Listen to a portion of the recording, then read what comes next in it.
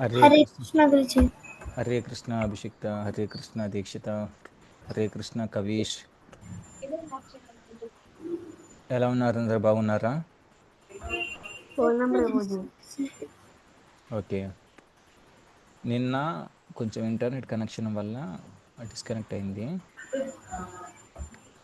So ఇవాళ కూడా ఒకవేళ డిస్కనెక్ట్ అయితే మరి ఏం చేయాలి అంటే, దీక్షిత తను ఉంటుంది, మీకు కోహోస్ట్ చేశాను, తను ఉంటుంది.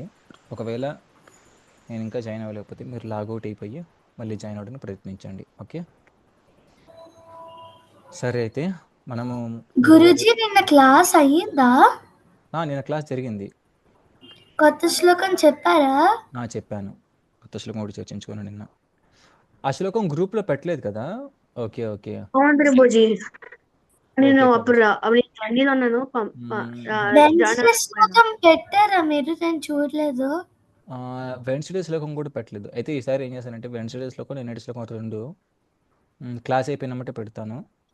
Dikshita, take care. ఓకే, ఇది నువ్వు ఈ టాస్క్ నువ్వు తీసుకో. ఓకే దీక్షిత, ఓకే తీసుకొని.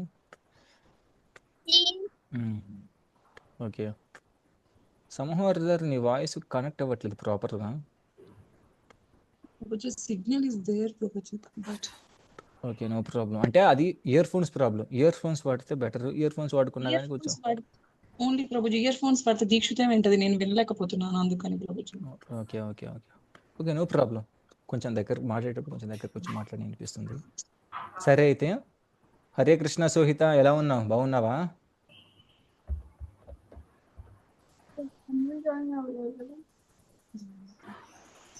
హరే కృష్ణ సోహిత. ఓకే, సరే. నేను గురుగారి ప్రణామం చెప్తాను. అందరు కూడా మ్యూట్ చేసి శ్రద్ధగా విని పలకండి.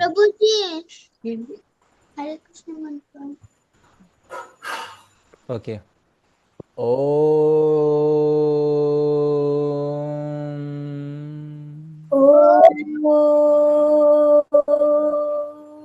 అజ్ఞానా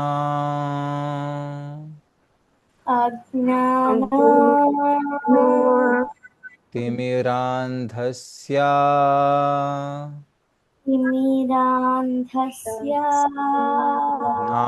జ్ఞానాంజనా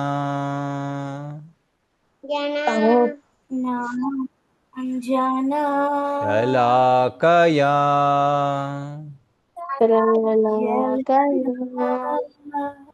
చక్షురున్మిళితం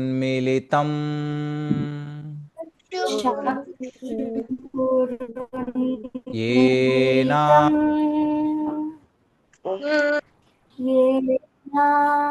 తస్మై శ్రీ గురవే నమః. తస్మై శ్రీ గురువే నమః. నమో ఓం విష్ణుపాదాయ నమో విష్ణుపాదాయ కృష్ణప్రేష్టాయ భూతలే కృష్ణపృష్ఠాయ భూతలే శ్రీమతే భక్తివేదాంత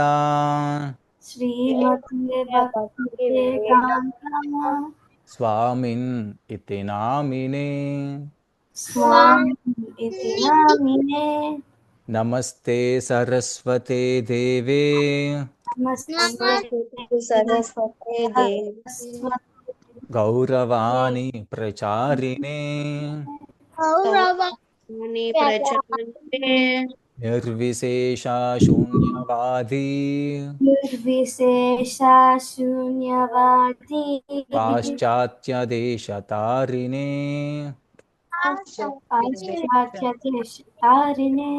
జై శ్రీ కృష్ణ చైతన్య చైతన్య ప్రభు నిత్యానంద శ్రీ అద్వైత గదాధర శ్రీవాసాది గౌరభక్త వృంద వృందా హరే కృష్ణ కృష్ణ కృష్ణ హరే హరే హరే రామ రామ రామ హరే హరే హరే కృష్ణ కృష్ణ కృష్ణ హరే హరే హరే రామ రామ రామ హరే హరే హరే కృష్ణ కృష్ణ కృష్ణ హరే హరే హరే రామ రామ రామ హరే హరే మూకం కరోతి వాచాలం పంగుం లంఘాయతే గిరిం యత్కృపాతమహం వందే శ్రీగురుం దీనతారిణం పరమానందమాధవం శ్రీచైతన్య ఈశ్వరం.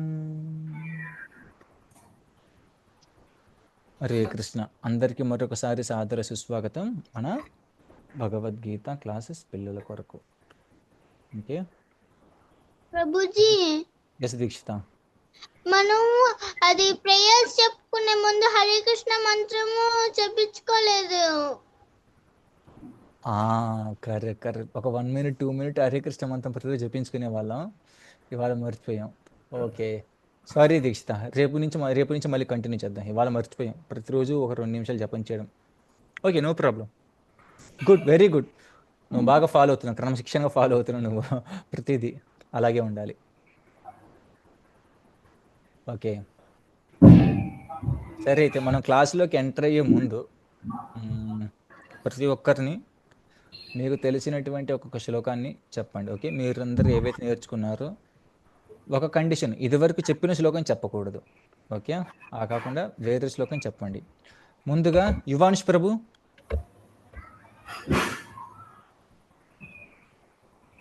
యువాంష్ ప్రభు ఉన్నారా? చెప్పు. చెప్పు. సర్వధర్మాన్ పరిత్యజ్య మామేకం శరణం వ్రజ అహం త్వాం సర్వ పాపేభ్యో మోక్షయిష్యామి మా శుచః. వెరీ గుడ్, చాలా బాగా చెప్పి యువాంష్. మరి దీనికి మీనింగ్ చెప్తావా, అర్థం?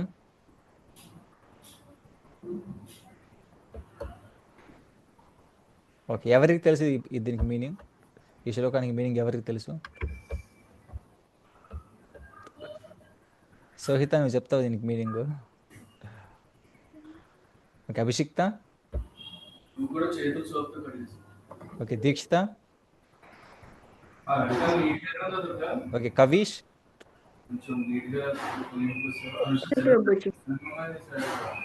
ఓకే సరే, నేనే చెప్తాను. సర్వధర్మాన్ పరిత్యజ్య అంటే అన్ని ధర్మాలను పక్కన పెట్టి, అన్ని ధర్మాలు అంటే మన ఇంద్రియ ధర్మాలు, నా కోసం ఎంజాయ్ చేయాలి అలాంటి ధర్మాలు, అలాంటి పనులు నేనే ఎంజాయ్ చేయాలి అనేటువంటి సర్వధర్మాన్ పరిత్యజ, అలాంటి ధర్మాలన్నింటిని పక్కన పెట్టి మామేకం శరణం వ్రజ, నాకు శరణు తీసుకొని నాకు సేవ చేస్తూ, అప్పుడేం జరుగుద్ది? అహం త్వాం సర్వ పాపేభ్యో, నేను అన్ని పాపాలను కూడా, అన్ని చెడులను కూడా తీసేస్తాను. తీసేసి ఏం చేస్తాను? అహం త్వాం సర్వ పాపేభ్యో మోక్షయిష్యామి, నీకు మోక్షాన్ని ఇస్తాను, వైకుంఠ గోలోకాలను ఇస్తాను. మా శుచః, దీంట్లో సందేహమే లేదు, అందులో దీన్ని ఆలోచించొద్దు అని కృష్ణుడు అర్జునుడికి చెప్తాడు. అర్జునుడి ద్వారా ఎవరికి చెప్తాడు? ఎస్, అర్జునుడి ద్వారా మనందరికి చెప్తాడు. ఓకే, వెరీ గుడ్ యువాన్స్, చాలా బాగా చెప్పావు శ్లోకం. నెక్స్ట్ కవీష్.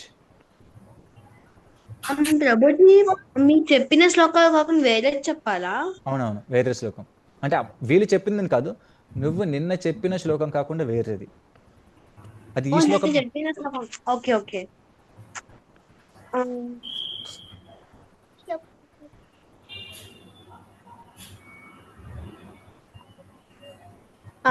పద్మపురాణం చెప్పనా ప్రభుజీ? చెప్పండి, పర్లేదు. ప్రారబ్ధ ఫలం పాపం పుట్టం బీజం ఫలోన్ముఖం క్రమణైవ ప్రళయతే విష్ణు భక్తి రతాత్మన. వెరీ గుడ్, బాగా చెప్పావు. మరి దీనికి అర్థం చెప్తామా? ప్రభుజీ,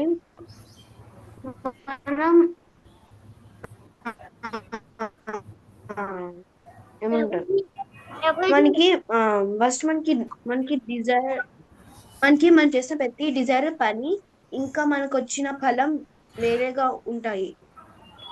అవును. అంటే దాని అర్థం ఏంటంటే మనకున్నటువంటి పాపాలన్నీ వచ్చే జన్మల పాపాలు, ఈ జన్మలో ఉన్న పాపాలు, అన్ని పాపాలు కొట్టుకొని పోతాయి. ఎప్పుడు? విష్ణు భక్తి రతాత్మనం, విష్ణు భక్తి చేసినప్పుడు. సింపుల్గా దీని అర్థం అది. ఓకే. అప్రారబ్ధ పాపం వచ్చే జన్మలోది, ప్రారబ్ధ పాపం ఈ జన్మలో ఉన్నది. అన్ని పాపాలు కూడా అది ఏ స్టేజ్లో ఉన్నా, కూటం బీజం ఫలోన్ముఖం ఏ స్టేజ్లో ఉన్నా కానీ అన్ని రకాల పాపాలు క్రమేణైవ ప్రలీయంతే, క్రమక్రమంగా నాశనం అయిపోతాయి. ఎప్పుడు? విష్ణు భక్తి రతాత్మన చేసినప్పుడు. వెరీ గుడ్, బాగా చెప్పావు. నెక్స్ట్ అభిషిక్త. ఎస్ గురుజీ.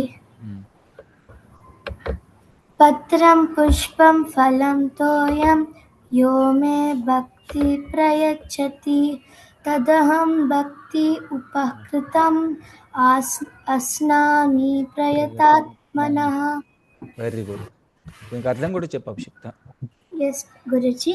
పత్రం పుష్పం ఫలం తోయం అంటే ఆకు లేకపోతే పువ్వు లేకపోతే కాయ లేకపోతే వాటర్ ఏదైనా నాకు భక్తితో ఇస్తే అప్పుడు నేను దాన్ని తినే తీరుతాను. ఎస్, వెరీ గుడ్, బాగా చెప్పావు. దేనినైనా ఎలా ఇవ్వాలి మనము? భక్తితో ఇవ్వాలి. కృష్ణుడికి అవేమి లేకుండా కాదు. కృష్ణుడు లక్ష్మీపతి. ఈ ప్రపంచంలో అరప్పతి, కరోడ్పతి, లాక్పతులు ఉన్నారు, కానీ కృష్ణుడు ఎవరు? లక్ష్మీపతి. లక్ష్మీపతి. లక్ష్మి ఉన్నటువంటి లక్ష్మి మొత్తానికి అన్నిటికీ పతి ఆయన. అందుకే లక్ష్మీ నారాయణుడు అంటాం మనం. వెరీ గుడ్, బాగా చెప్పావు అభిషిక్త. నెక్స్ట్ సోహిత. నీకు తెలిసిన శ్లోకం చెప్పమ్మా. వ్యవసాయాత్మిక బుద్ధి ఏకేహ గురునందన బహుశక్య అనంతస్య బుద్ధయో అవ్యవసాయినం. చాలా కష్టమైన శ్లోకాన్ని ఎంత సింపుల్గా చెప్పావు నువ్వు సోహిత. దీనికి అర్థం కూడా చెప్పు.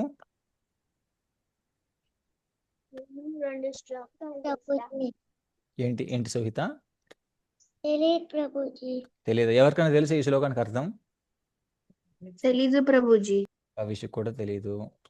యువాన్స్ ప్రభు మీరు చెప్తారు దీనికి అర్థం. ఓకే, అభిషిక్త నువ్వు చెప్తా దీనికి అర్థం. తెలీదు ప్రభుజీ. ఓకే, దీక్షిత నువ్వు చెప్తావా దీనికి అర్థం? ఓకే సరే, నేను చెప్తాను. వ్యవసాయాత్మిక బుద్ధి. మన బుద్ధి ఎలా ఉండాలి? వ్యవసాయాత్మిక. వ్యవసాయాత్మిక అంటే ఒకసారి ఏదన్నా మనం తప్పు జరిగిందంటే ఇంకా నాకు ఇది రాదులే, ఒకసారి ఏదైనా మనం ఫెయిల్ అయ్యామంటే ఇంకా మనకి ఇది పోయిందిలే అన్నట్టు కాకుండా వ్యవసాయాత్మిక బుద్ధి. పదే పదే ప్రయత్నించాలి దృఢ నిశ్చయంతో. దానిని వ్యవసాయాత్మిక బుద్ధి. అలా ఉన్నప్పుడే వాళ్ళకి ఏకేహ కురునందన, ఒకే లక్ష్యం వైపు చూస్తూ ఉంటారు. ఆ లక్ష్యం ఏంటి? గోలోకానికి వెళ్ళడం. ఏదో ఒక విధంగా ఇక్కడి నుంచి మనము going back home, back to God head.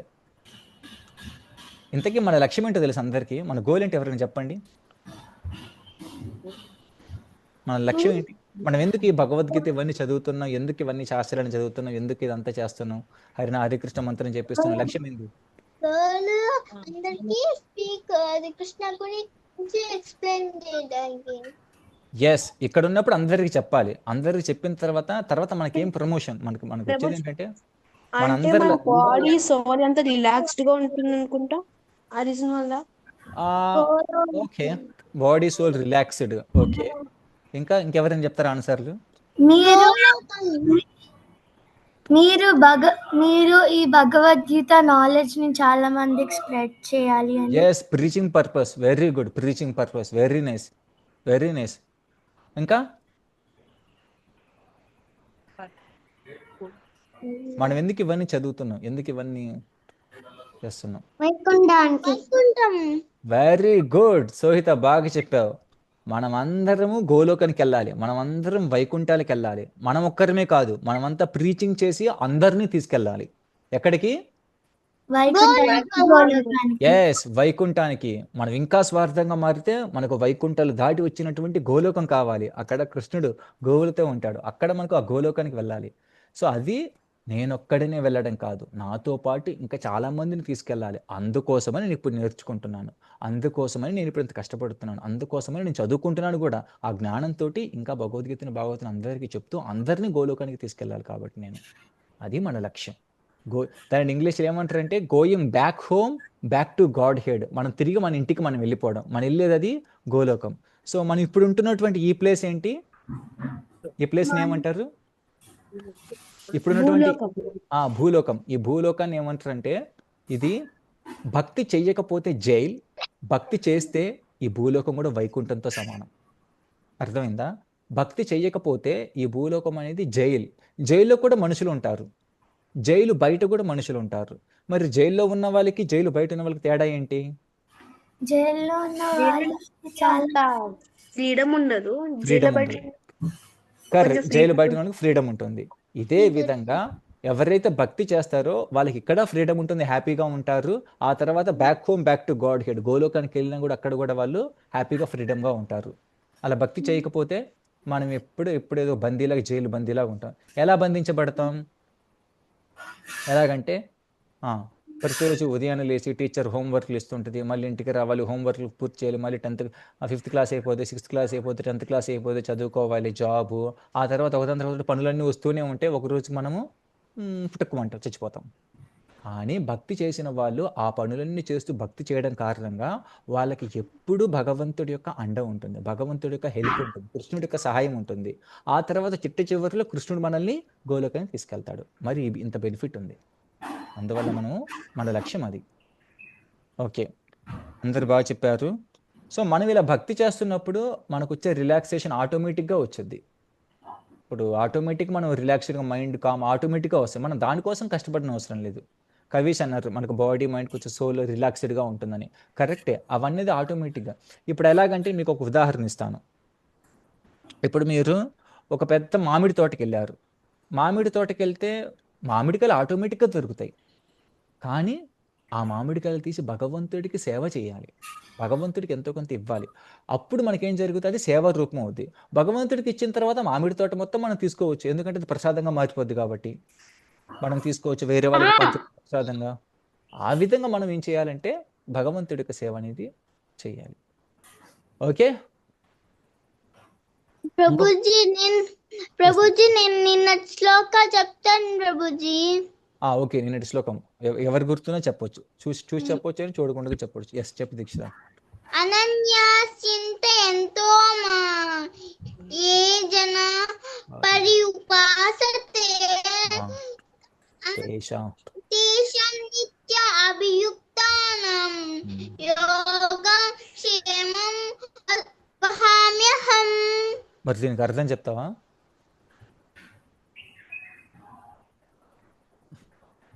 వీళ్ళు ఎవరైనా చెప్తారు దీనికి అర్థం?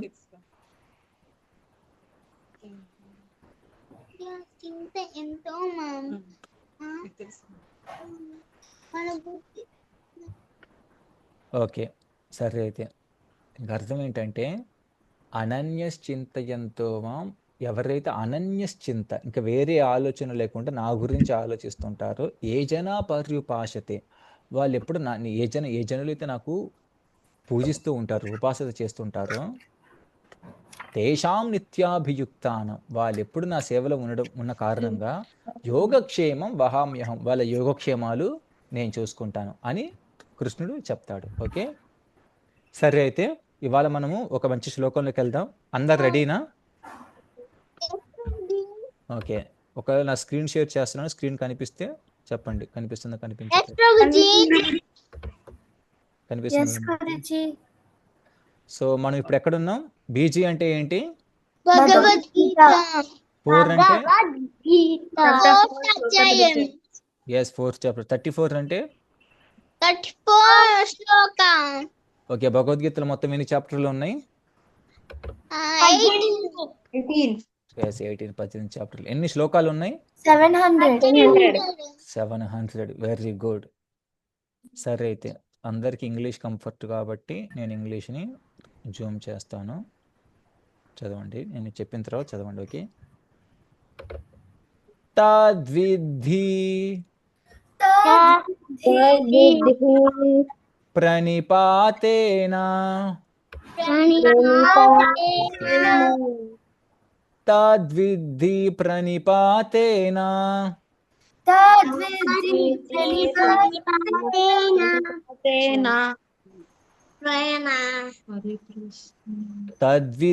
ప్రణిపాతేన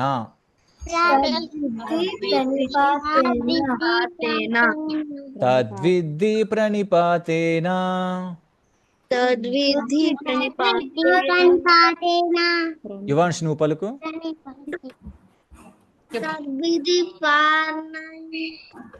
తద్విద్ధి ప్రణిపాతేన. Yes, very good. అభిషిక్త నువ్వు పలుకు. తద్విద్ధి ప్రణిపాతేన. Very good. సోహిత నువ్వు పలుకు. ప్రణిపాతేన. ఓకే, కవిష్ నువ్వు పలుకు. తద్విధి ప్రణిపాతేన. Very good. దీక్షిత నువ్వు పలుకు. తద్విద్ధి ప్రణిపాతేన. ఓకే, ఇప్పుడు రెండోది. పరిప్రశ్నేన పరిప్రశ్నేన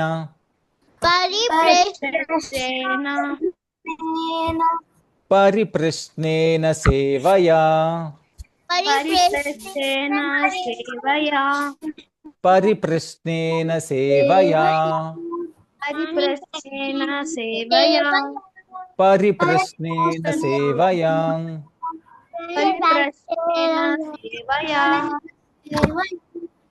ఉపదేక్ష్యంతి ఉపదేక్ష్యంతి తే జ్ఞానం తే జ్ఞానం ఉపదేక్ష్యంతి తే జ్ఞానం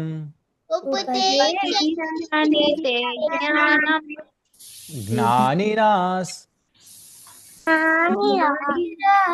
జ్ఞానినాస్ తత్వదర్శిన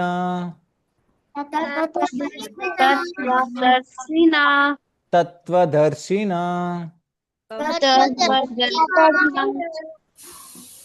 ఓకే, నేను చెప్తాను, మళ్ళీ పలకండి. తద్విద్ధి ప్రణిపాతేన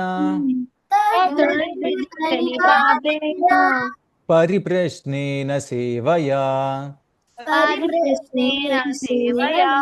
ఉపదేక్ష్యంతి తే జ్ఞానం జ్ఞానినాస్తత్వదర్శినా.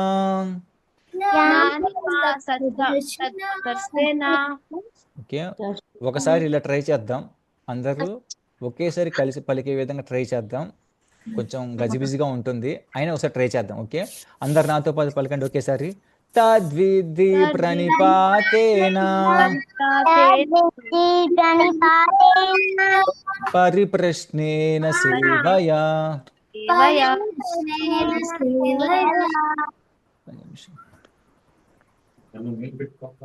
సారీ. ఓకే, ఉపదేక్ష్యంతి తే జ్ఞానం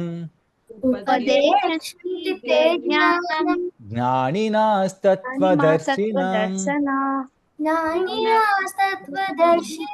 ఓకే, సరే. అయితే ఈ శ్లోకం మొత్తాన్ని కవిష్ నువ్వు చెప్పు ఫస్ట్ నుంచి.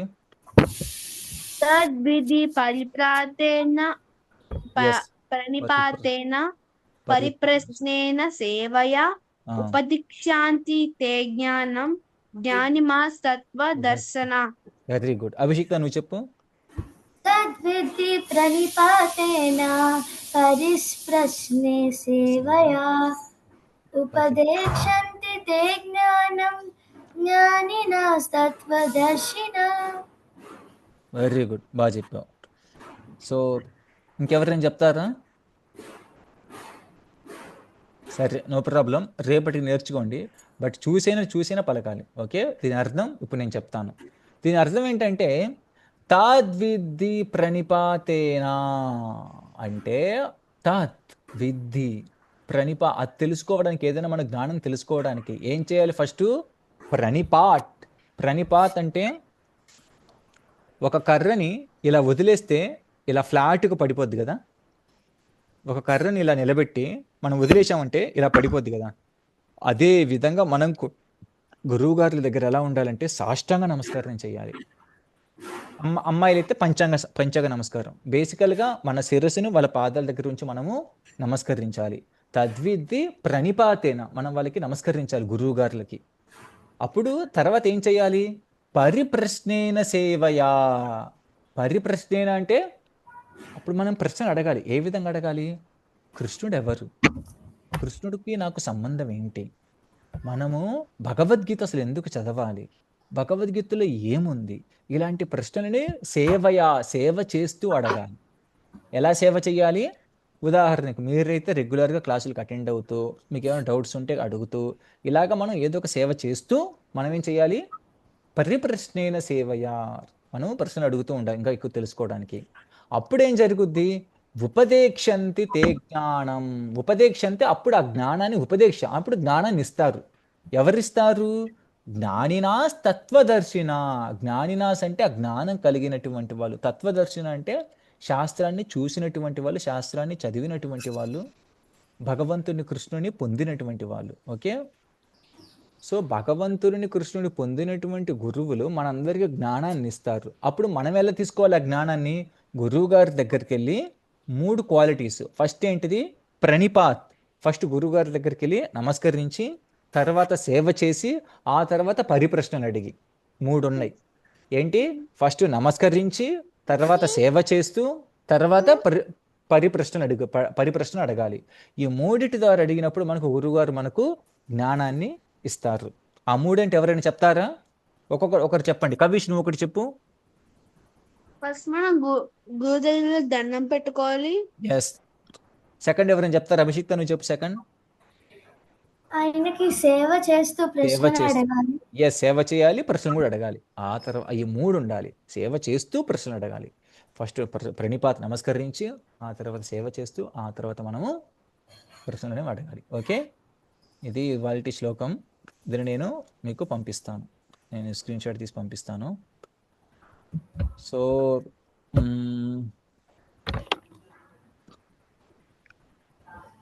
మీ అందరికీ నేను ఒక హోంవర్క్లో చెప్పాను, ఒక నోట్బుక్ లాగా పెట్టుకొని అందులో శ్లోకాలని రాసుకోమని. రాసుకుంటున్నారు అందరూ? ఓకే, ఎవరైతే నోట్స్ తీసుకొని రాలేదో నోట్స్ పెట్టుకోండి. ఓకే, అది చాలా మంచి అలవాటు. ఒక నోట్స్ ఉంచుకొని ఆ నోట్స్ని రెగ్యులర్గా మెయింటైన్ చేస్తూ ఉండండి. ఓకే, ఆ నోట్స్లో శ్లోకాలని రాసుకుంటూ. ఓకే, ఇవాన్ష్ నువ్వు నోట్స్ పెట్టుకున్నావా? ఓకే, కవిష్ నువ్వు?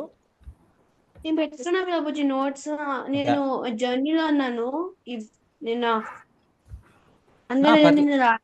పర్లేదు రాకున్నా కానీ పర్లేదు. అంటే అప్పుడప్పుడు ఆబ్సెంట్ అయినా కానీ, అంటే కొన్ని వేరే పనుల వల్ల మనకు వేరే చోట ఉండటం వల్ల అది ప్రాబ్లం లేదు. కానీ నోట్స్ అయితే మీ దగ్గర ఉంచుకోండి. నోట్స్ ఉంచుకోండి ఎప్పుడు మీ దగ్గర. ఓకే, నోట్స్ తీసుకొని మర్చిపోయాను ప్రభుజీ, బట్ ముందుగా అన్ని శ్లోకాలు రాసేస్తాను దాంట్లో. ఓకే, అలా ఎప్పుడు రాసి పెట్టుకొని, సరే అప్పుడప్పుడు ఒకసారి రాసుకోవడం మర్చిపోయినా కానీ మన దగ్గర నోట్స్ ఉందంటే తర్వాత రోజు మనకు వీలున్నప్పుడు రాసుకొని అక్కడ పెట్టుకున్నప్పుడు మనం డైలీ అప్పుడప్పుడు చూసుకుంటున్నప్పుడు మనకు చాలా ఉపయోగం. సరే అభిషిక్త నువ్వు? గురుజీ నేను ఇంకా పెట్టుకోలేదు, పెట్టుకుంటాను. ఓకే, నోట్స్ అనేది ఖచ్చితమే. నువ్వు కంప్యూటర్ ఉంటే కంప్యూటర్లో కూడా నోట్ డౌన్ చేసుకోవచ్చు, అది పెద్ద ప్రాబ్లం ఏం లేదు. కానీ నోట్స్ ఉంటే బెటర్ కొంచెం. ఎస్ గురుజీ, నెక్స్ట్ రేపటి నుంచి నోట్స్ ప్లాన్ చేస్తాను. Very good. సోహిత నువ్వు? సోహిత నువ్వు అవసరం లేదు, ఎందుకంటే నువ్వు నేర్చుకుంటున్నావు. నువ్వేం చేస్తావంటే, నువ్వు ఇప్పుడు కాదులే, నువ్వు 1వ తరగతి అయిపోయిన తర్వాత నువ్వు నోట్స్ పెట్టుకుందాలి. ఇప్పుడు నువ్వు ఇంకా ABCD అవి నేర్చుకుంటున్నావు కాబట్టి ప్రస్తుతానికి నువ్వే. అమ్మ మెమరీ రాస్తుందా? ఓకే, అలా రాసినా పర్లేదు. మరి చదువుతావా రాసింది నువ్వు? లేదు గురుజీ, చెప్తే వింటావు కదా, పర్లేదు. అయితే ఏం చేస్తావంటే నీకు ఒక ఉపాయం చెప్తున్నాను. ఏంటంటే నువ్వు ఇంకా ABCD అవి నేర్చుకుంటున్నావు కాబట్టి నువ్వు అమ్మగారు రాసినటువంటి శ్లోకాలన్నింటినీ ఒక నోట్స్లో ఉంచుకొని అప్పుడప్పుడు మీ అమ్మని చదవమని చెప్పు. చదివిన తర్వాత నువ్వు వింటావు. విన్న తర్వాత నీకు ఆ శ్లోకాలు వస్తాయి. ఓకే, నువ్వు ప్రస్తుతానికి విని నేర్చుకో. ఓకే, మనం ఈ భక్తి చేయడానికి మనకి ఏబిసిడీలు రానవసరం లేదు. మనకేమి పెద్ద స్కాలర్లు, డిగ్రీలు, 10th క్లాసులు, బీటెక్లు, ఎంటెక్లు అవి కూడా ఏమి అవసరం లేదు. కేవలం వినడం చేతైతే చాలు. వినడం వస్తే చాలు. మనం వినడంత మాత్రానే మనకు భక్తి అనేది వచ్చేస్తుంది మనకు. Very good. ఏ వయసు వారైనా కానీ. ఇప్పుడు సోహిత తనకి యూకేజీ అయిపోయింది అనుకోండి, యూకేజీ చదువుతుంది. తను కూడా భక్తి చేయగలుగుతుంది. చూడండి మరి శ్లోకాలు చెప్పగలుగుతుంది. ఈరోజు అందరికి అన్నిటికన్నా కష్టమైన శ్లోకం చెప్పింది. వ్యవసాయాత్మిక బుద్ధి రేకేహ కురునందన అని చాలా బాగా చెప్పింది. Very good. ఓకే, సరే. అయితే నేను ఒక చిన్న కథ చెప్తాను. ఆ కథ చెప్పి మనం ఇవాళ ముగించుకుందాం. ఓకే. మీ అందరికీ రామాయణం తెలుసా? తెలుసు ప్రభుజీ. తెలుసు గురుజీ. రామాయణ శ్లోకాలు కూడా తెలుసు ప్రభుజీ. ఓ వెరీ గుడ్. రామాయణ శ్లోకాలు కూడా తెలుసు కవిష్కి. ఓకే, నాకు ఒకటి తెలుసు ప్రభుజీ. చెప్పు దీక్షిత. శ్రీరామ రామ రఘునందన రామ రామ శ్రీరామ రామ భరతాగ్రజ రామ రామ శ్రీరామ రామ రణకర్కశ రామ రామ శ్రీరామ చంద్ర చరణం మనసా స్మరామి శ్రీరామచంద్ర చరణం శిరసా నమామి శ్రీరామచంద్ర చరణం వససాగ్రనామి శ్రీరామచంద్ర చరణం శరణం ప్రపద్యే. Very good. నాకు కూడా తెలుసు ప్రభుజీ పెద్దది. చాలా చాలా బాగా చెప్పావు. ఏ చెప్పండి సబ్జెక్ట్? ప్రభుజీ. నేను కూడా నాకు కూడా ఒక చిన్న శ్లోకం వచ్చు. నాకు ఇది రామాయణం నుంచో తెలీదు. చెప్పు అభిషేక్, చెప్పు. శ్రీరామ రామ రామేతి రమే రామే మనోరమే సహస్రనామ తత్తుల్యం రామనామ వరాననే. ఇది శివుడు పలుకుతూ ఉంటాడు ఈ శ్లోకాన్ని ఎప్పుడు, రామనామాన్ని చెప్పిస్తూ.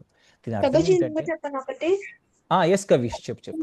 ఓం నమోస్తు రామాయణ సలక్ష్మణాయ దేవేచ తస్మై జనకాత్మజ నమోస్తు రుద్రేంద్రయనాభిలేభ్యో నమోస్తు చంద్రార్కామనుగణభ్యః. జయ మంత్రం జేతది బలో రామ లక్ష్మణస్య మహాబల రాజా జేతి సుగ్రీవో రాఘవేణాభిపాలితః దాసోహం కౌసలేంద్రస్య రామస్య కృష్ణకర్మణః హనుమాన్ శత్రు సేనానాం నిహంత మహతాత్మజః. నారాయణ సహస్రం యుద్ధే ప్రతిబలం భవేత్ శిలాభియస్సు ప్రారబ్ధః పాదపైసి సహస్రః. అద్వైతం ప్రీంలంకం అభివాదిత మైత్రిని సముద్ధాతో గమిష్యామి శితాం సర్వరక్షసాం. వెరీ గుడ్ కవిష్, బాగా చెప్పావు. దీంట్లో రాముడు, లక్ష్మణుడు, భరతుడు వీళ్ళందరి గురించి ఎక్స్ప్లెనేషన్ ఉంది. ఇది ఎక్కడి నుంచి తీసుకున్నావు ఈ శ్లోకాన్ని? అది రామాయణంలో ఉందా?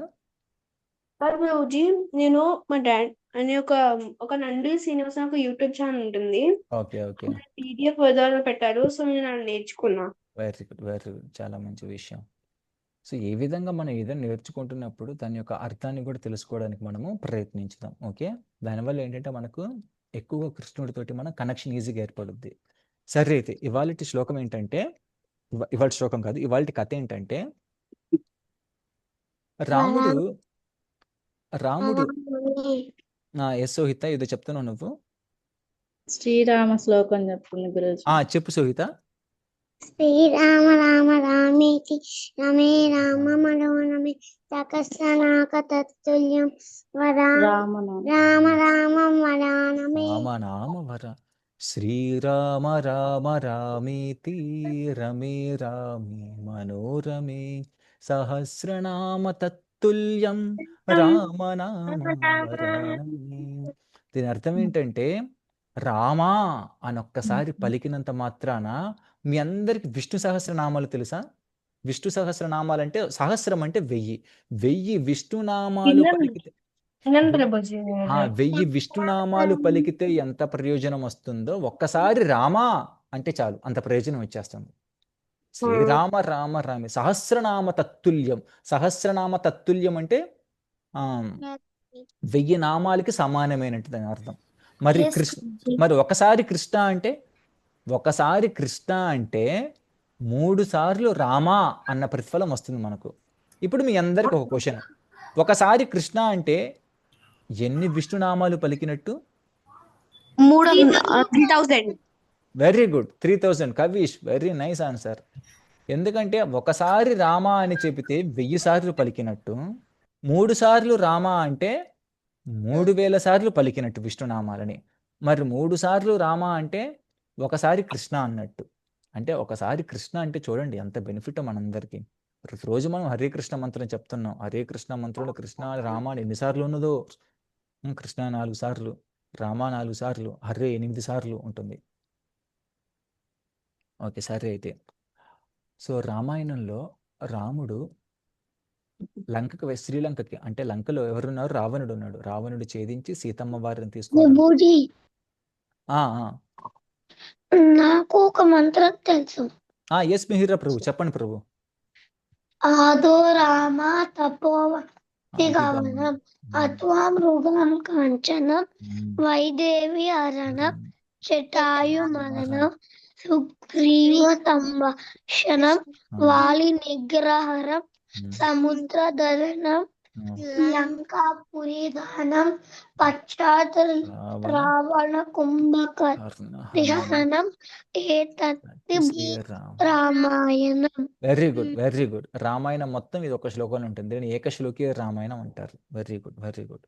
రామచంద్రాయ జనక రాజ మనోహరాయ జై భీష్మతాయ మగిత మంగళం జై కౌశలేశాయ మందహాస జాసపోసనాయ వాసవాద విద్య సద్వరాయ మంగళం చార కుంకుమోపేత చంద్రనాయ చర్చితాయ హార కటక శోభితాయ భూరి మంగళం నల్లలితరత్న కుంటనాయ తులసీ మణిమాలికాయ జనస సదృశ దేవాయ చారు మంగళం వెరీ గుడ్, వెరీ గుడ్. అనేకాక్షాయ పూర్ణచంద్ర పదనాయ అంతజావాతునాయ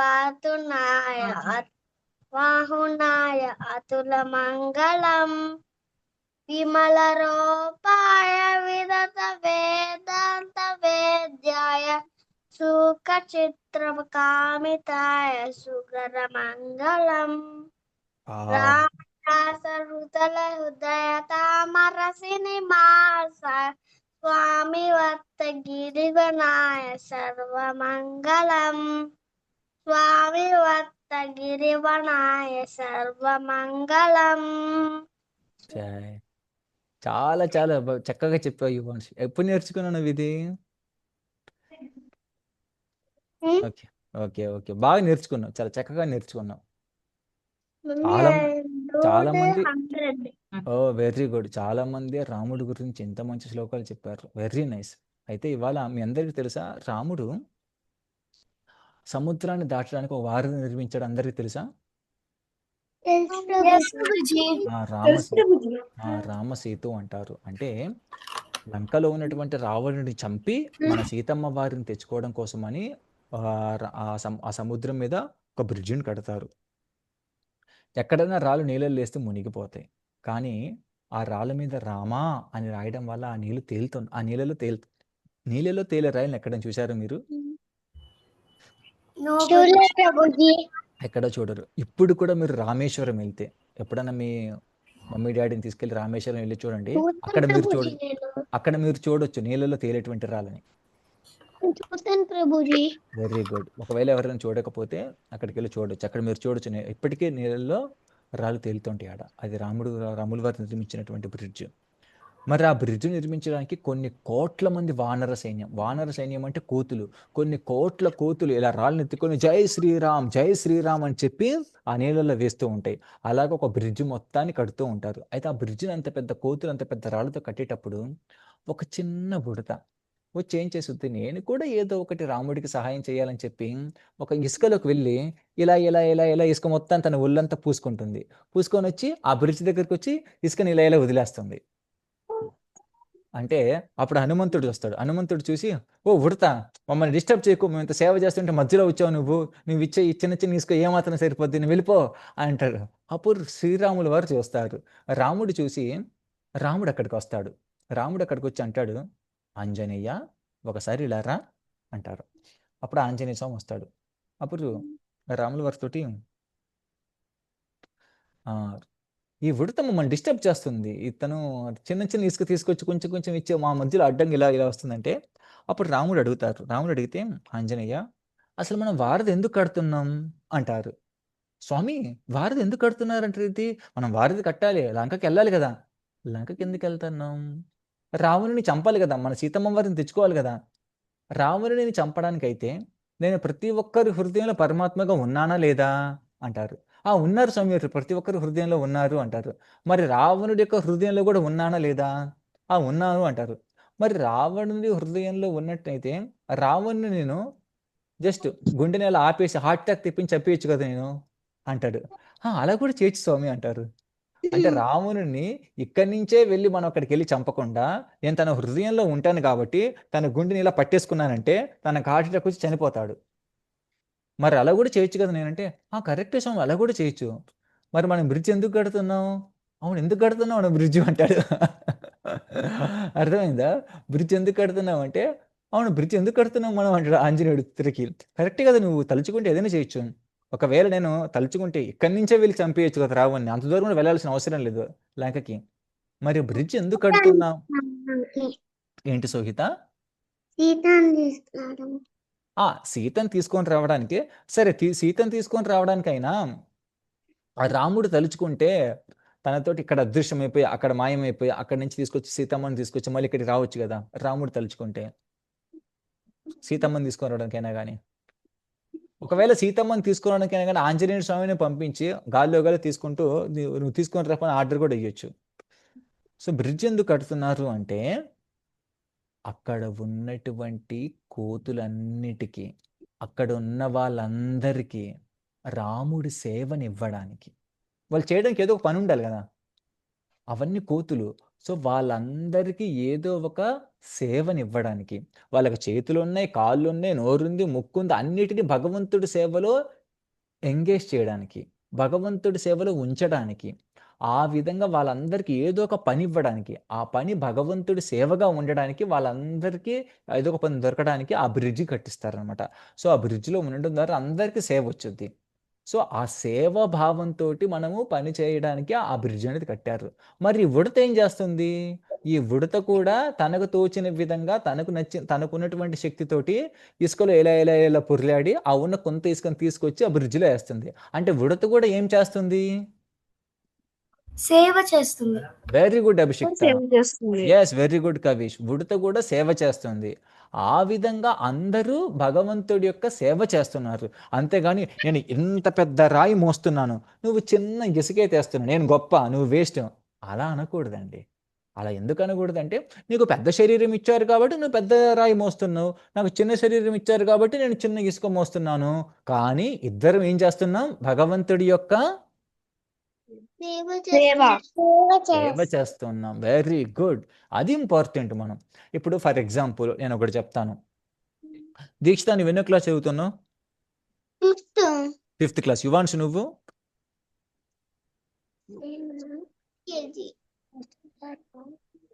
సరే అయితే మీరేం చదువుతున్నారు? ఓకే. అభిషిక్త నువ్వు? నేను 6th వచ్చా. 6th. కవీష్ నువ్వు? ఇంకో 6th ప్రభుజీ. 6th. సోహిత నువ్వు? ఓకే, యూకేజీ అయిపోయింది, నువ్వు ఫస్ట్ క్లాస్కి వచ్చావు. చూడు, ఒకరు 5th క్లాస్లో ఉన్నారు, ఒకరు 6thలో ఉన్నారు, ఒకరు యూకేజీ అయిపోయి ఫస్ట్ క్లాస్కి వచ్చారు.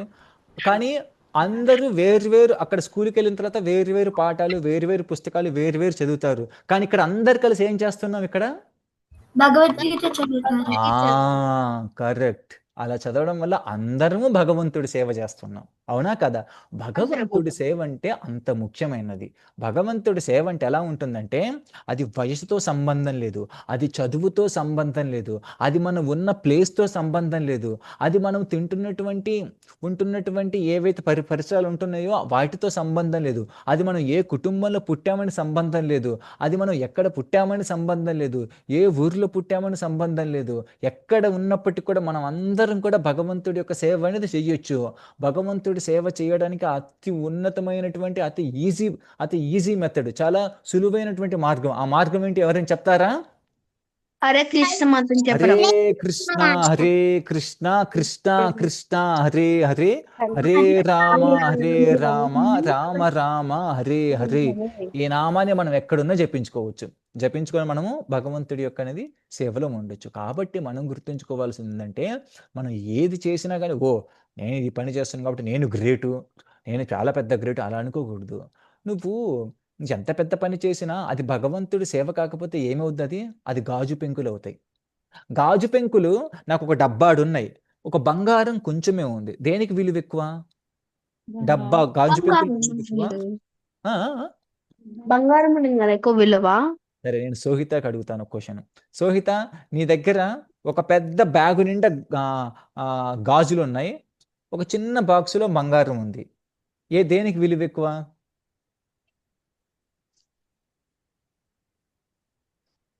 Gold. Very good, very good. గోల్డ్కి విలువ ఎక్కువ. మరి ఎవరు చెప్పట్లేదు? అంత ఒక పెద్ద బ్యాగ్ నిండి ఒక పెద్ద డబ్బా నిండి గాజు పెంకులు ఉన్నాయి, వాటికి విలువ ఎక్కువ అని చెప్పి వాళ్ళు దాన్ని ఎవరు కోరుకోవట్లేదే. సో అదే విధంగా మనం గమనించాల్సింది ఏంటంటే, మనం ఎన్ని పనులు చేసినా, మనం ఎంత చేసినా కానీ అవన్నీ కూడా సున్నాలు. 1 సున్నా, 2 సున్నా, 3 సున్నా, 100 సున్నాలు. 100 సున్నాలు ఉన్న వాటికి ఏమైనా విలువ ఉంటుందా? విలువ ఉండదు. ప్రభుజీ. కానీ ఆ సున్నాలకి ఎడం పక్కన ఒకటి రాస్తే, అప్పుడు ఒకటి రాస్తే చాలా విలువ ఉంటుంది. చాలా విలువ ఉంటుంది. ఆ ఒకటి రాసి నేను 1 సున్నా పెడితే ఎంత అవుతుంది? 10 అవుతుంది. 2 సున్నాలు పెడితే 100. 3 సున్నాలు పెడితే 100,000. 4 సున్నాలు పెడితే 10,000. 5 సున్నాలు పెడితే 1 lakh. 1,00,000. అలా ఎన్ని సున్నాలు పెడితే దాని విలువ పెరిగిపోతూ ఉంటుంది. కానీ నేను ఇక్కడ ఒకటి తీసేస్తే అన్ని అన్ని సున్నాలే. కాబట్టి మనం ఎన్ని పనులు చేసినా అవన్నీ సున్నాలే. కానీ ఇక్కడ ఒక్కరు నుంచాలి. ఆ ఒక్కరు ఎవరు? కృష్ణ. ఎవరు? కృష్ణ. ఆ కృష్ణుని ఉంచి కృష్ణుడి సేవగా చేసే ప్రతి పని. అప్పుడు మనం చేసిన ప్రతిదానికి వాల్యూ ఉంటుంది, విలువ ఉంటుంది. లేకపోతే మొత్తం సున్నా. Okay, zero. Very good. కాబట్టి మనం చేసేటువంటి ప్రతి పని కూడా భగవంతుడి సేవగా చేయాలి. లేదా ఆ సేవ లేకపోతే ఎంత పని చేసినా, ఎన్ని పనులు చేసినా, ఎంత బాగా చదివినా, కష్టపడి ర్యాంక్ వచ్చి తెచ్చుకున్నా, ఫస్ట్ క్లాస్ వచ్చినా, వచ్చినా, అదంతా కూడా వేస్ట్, శూన్యం. సరే, అయితే మరి నేను రేపు ఈ కథ గురించి కొన్ని క్వశ్చన్లు అడుగుతాను. ఈ కథ గురించి ప్లస్ శ్లోకం కూడా పంపిస్తాను. శ్లోకాన్ని మీరు చూసి అని చదవచ్చు, చూడకుండా చదవచ్చు. మళ్ళీ మనము రేపు కలుసుకుందాం. ఓకే, అందరు ఒక్కసారి అన్మ్యూట్ చేసి చెప్పండి. హరే కృష్ణ కృష్ణ కృష్ణ హరే హరే, హరే రామ రామ రామ హరే హరే. హరి బోల్. Thank you. హరి బోల్. హరే కృష్ణ ప్రభుజీ. హరే కృష్ణ ప్రభుజీ. హరే కృష్ణ. ప్రభుజీ. హరే కృష్ణ.